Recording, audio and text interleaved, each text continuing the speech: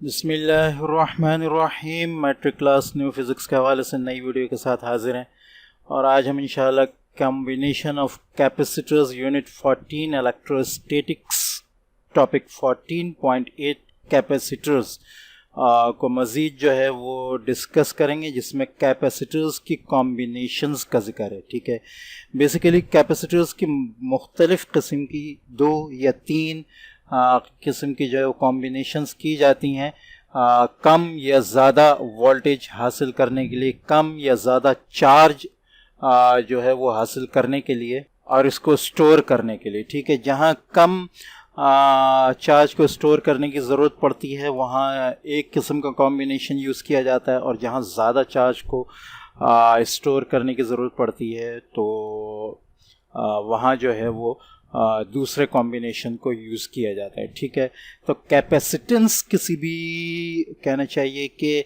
Circuit के किसी भी चीज़ की डिपेंड करती है कॉम्बिनेशन पे कि आपने कॉम्बिनेशन कौन सा रखा है। ठीक है, तो यहाँ इन्होंने कॉम्बिनेशंस दिए हैं, 3 कॉम्बिनेशन दिए हैं, पैरेलल कॉम्बिनेशन, सीरीज कॉम्बिनेशन और एक तीसरा है सीरीज पैरेलल कॉम्बिनेशन। ठीक है, तो यहाँ जो इन्होंने डिस्कस किया है वो बेसिकली डिस्कस भी सिर्फ 2 को ही किया है, सीरीज कॉम्बिनेशन को और पैरेलल कॉम्बिनेशन को। ठीक है, तो तीसरा जो इन्होंने डिस्कस नहीं किया उसकी वजह यह है कि इसमें यही दोनों जो है इस्तेमाल हो रहे होते हैं। ठीक है, अच्छा क्या कहते हैं, for a circuit the capacitance of desired value can be obtained by different combination of capacitors. हमें कैपेसिटेंस जिस किस्म की चाहिए, ज़्यादा या कम, तो हम उस लिहाज से जो है कॉम्बिनेशन कर सकते हैं।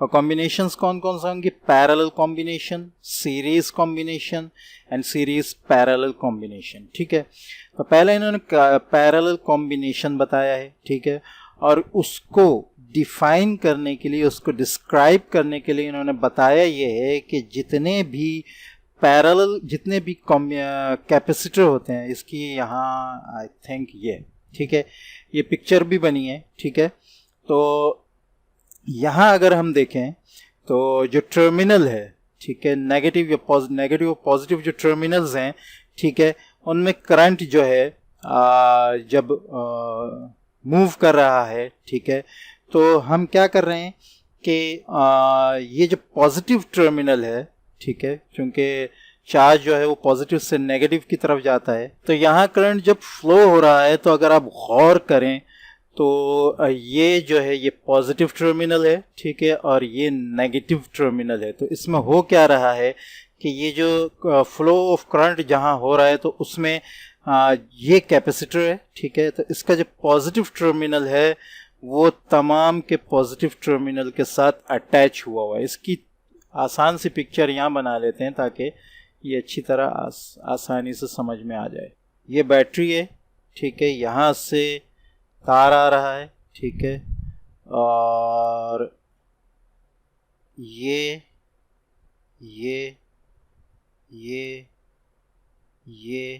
ठीक है, और ये ठीक है, ये 3 कैपेसिटर लगे, 1, ठीक है, 2 और ये 3।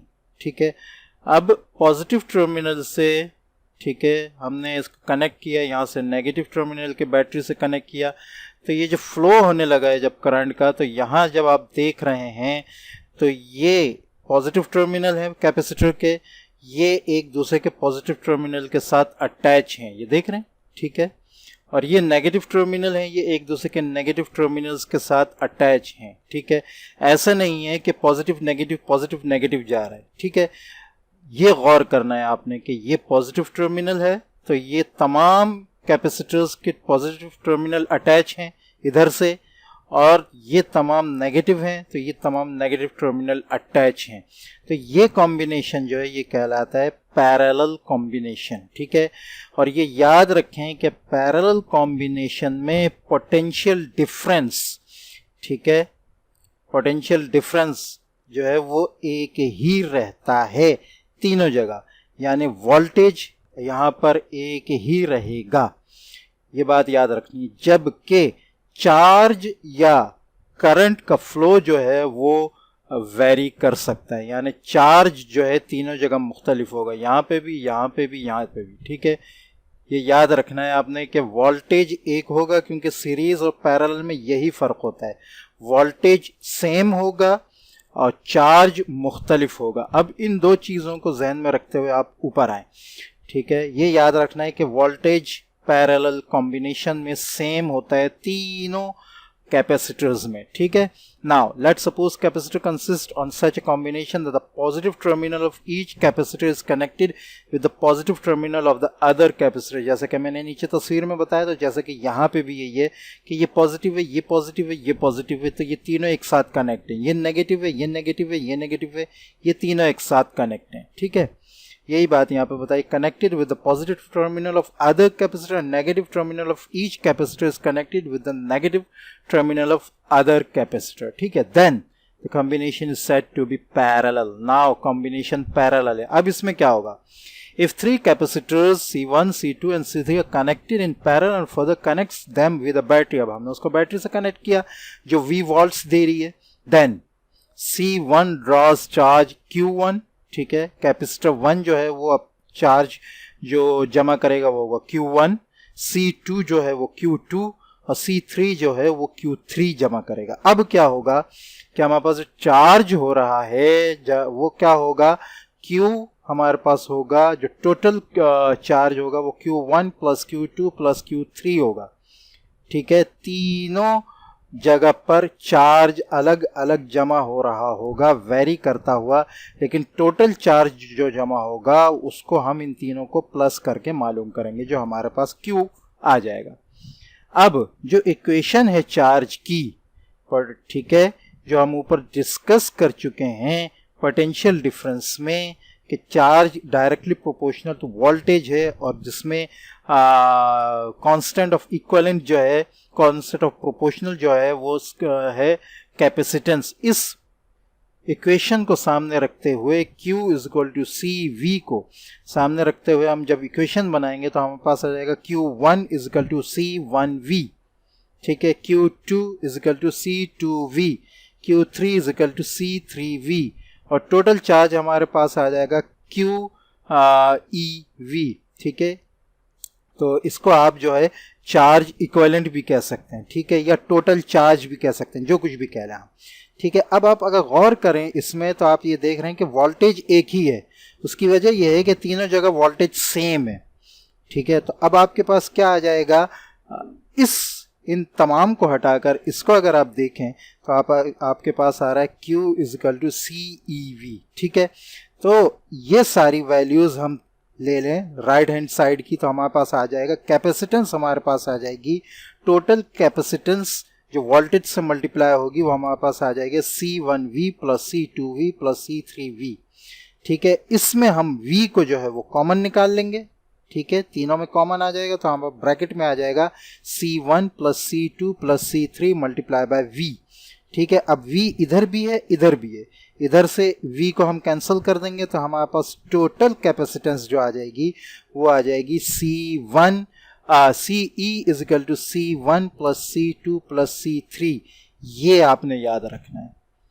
ठीक है, क्योंकि जब हम सीरीज कॉम्बिनेशन को देखेंगे तो हम ये देखेंगे इसमें कि हमें दोनों में चार्ज कितना मिल रहा है। ठीक है, अच्छा जी, ये हो गया। अब हम आ जाते हैं, so now according to the equation the equivalent capacitance और overall total capacitance is equal to the sum of individual capacitors. ठीक है, हमने कैपेसिटेंस यहाँ मालूम करनी थी कि हमें कैपेसिटेंस कितनी मिल रही है, इसलिए पूरी इस इक्वेशन में हमने कैपेसिटेंस को निकाला है आखिर में यहाँ टोटल कैपेसिटेंस को, तो हमारे पास आ गई है C1 plus C2 plus C3। ठीक है, now we come to the series combination. ठीक है, सीरीज कॉम्बिनेशन में क्या होता है, सीरीज कॉम्बिनेशन में जो नेगेटिव टर्मिनल है हर कैपेसिटर का वो दूसरे कैपेसिटर के पॉजिटिव टर्मिनल से अटैच होता है, जैसे कि आपको नजर आ रहा है, negative positive, negative positive and negative positive. ठीक है, अगर आप ये इस वाले कैपेसिटर को भी ना लें, लेकिन ये कनेक्ट है क्योंकि करंट यहाँ से दौड़ रहा है, यहाँ से चार्ज जमा हो रहा है, ठीक है, तो ये कनेक्ट नहीं है, लेकिन यहाँ से तो कनेक्ट है, तो ये माइनस टर्मिनल इधर से पॉजिटिव के साथ कनेक्ट है, ठीक है। तो मेन डिफरेंस ये है कि यहाँ नेगेटिव पॉजिटिव कनेक्ट होते हैं टर्मिनल कैपेसिटर्स के, जबकि पैरेलल में नेगेटिव नेगेटिव कनेक्ट है, पॉजिटिव पॉजिटिव कनेक्ट है, ठीक है।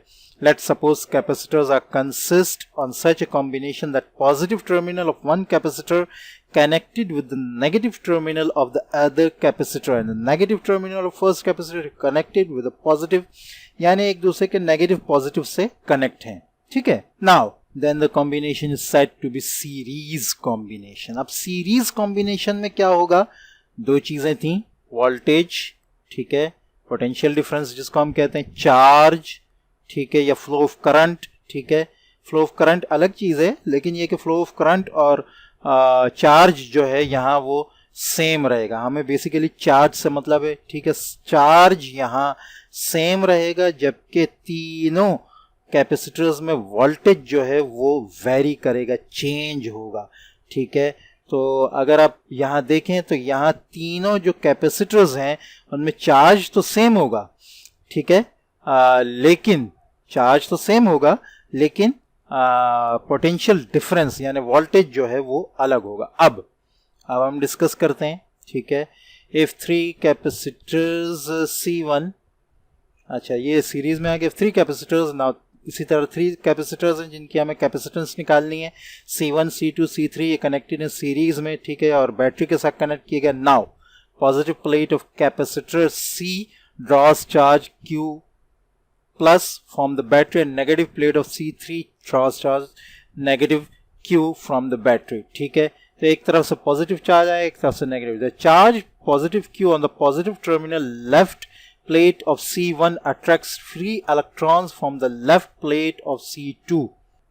हाँ, ये फ्री इलेक्ट्रॉन्स को जो है, ये जितने भी टर्मिनल्स हैं नेगेटिव पॉजिटिव, ये फ्री इलेक्ट्रॉन्स को जो है अपनी तरफ अट्रैक्ट करेंगे, ठीक है। Thus, right plate of C1 becomes negatively charged with a charge minus Q. In this way, every capacitor becomes charged. If voltage acquired by each capacitor is V1, V2, V3, by applying capacitor equation on C1, C2 and C3, we get, ठीक है, हमें क्या मिलेगा, charge की ही equation हम लगाएंगे, ठीक है। अब अगर आप देखें तो आप देखेंगे कि Q को इन्होंने एक ही कर दिया, इसलिए कि सीरीज कॉम्बिनेशन में चार्ज तीनों प्लेट्स पर, तीनों कैपेसिटर्स पर एक ही होगा, जबकि वोल्टेज इन्होंने अलग कर दिया 1 2 3, इसलिए कि वोल्टेज वेरी करेगा। दोबारा हम देखते हैं, यहाँ चार्ज इन्होंने एक ही रखा है क्योंकि चार्ज तीनों कैपेसिटर्स पर सीरीज कॉम्बिनेशन में एक होगा, जबकि पैरेलल में इन्होंने वोल्टेज को एक रखा था, ठीक है, चार्ज को 1 2 3 कर दिया था, ठीक है। तो वहां चूंकि वोल्टेज सेम था और यहाँ चार्ज सेम है, तो यहाँ इन्होंने Q को जो है वो सेम कर दिया। अब आप देखें Q हमारे पास आएगा C1 into V1, Q C2 into V2 और Q C3 इंटू C3 और Q he C total capacitance multiply by voltage, ठीक है। तो जब चार्ज हमारे पास तीनों टर्मिनल्स में, तीनों कैपेसिटर्स में है, हमारे पास Q is equal to C1 V1, Q is equal to C2 V2, Q is equal to C3 V3 और टोटल चार्ज हमारे पास total capacitance multiply by voltage आ गया, ठीक है। तो अब क्या होगा कि हम V को जो है वो अलग करेंगे, ठीक है, और C को जो है वो Q के साथ डिनोमिनेटर में ले जाएंगे, ठीक है। C1 इधर आ जाएगा Q के नीचे, तो ये आपके पास आ जाएगा V1 is equal to Q upon C। इसी तरह ये C2 इधर Q के डिनोमिनेटर में आ जाएगा, दूसरे साइड पे, लेफ्ट हैंड साइड पे, तो आपके पास आ जाएगा V2 is equal to Q upon C2, ये रहा, ठीक है। इसी तरह ये भी आ जाएगा V3 is equal to Q upon C3, ठीक है। अब इन तीनों को हम प्लस करेंगे, ठीक है, तो हमारे पास टोटल कैपेसिटेंस निकालने के लिए जो है वो फार्मूला आ जाएगा, ठीक है। इसको आप जो है इन्होंने डायरेक्ट इसको कॉमन निकाल दिए, ये असल में है Q अपॉन C1, ठीक है, प्लस Q अपॉन C2, ठीक है, प्लस Q अपॉन C3, ठीक है। इन तीनों में से इन्होंने यहाँ से Q को कॉमन निकाल के 1 1 1 किया और Q को ये बाहर लेकर आ गए, ठीक है, इस तरह ब्रैकेट में। तो ये स्टेप इस तरह आया है, ठीक है। तो अब आपके पास जो है यहाँ पर जो है वोल्टेज को इन्होंने total charge upon total capacitance कर दिया, ठीक है। और इससे V को जो है इन्होंने जो हमारे पास चार्ज Q आ रही थी, टोटल चार्ज का फार्मूला आ रहा था, ठीक है।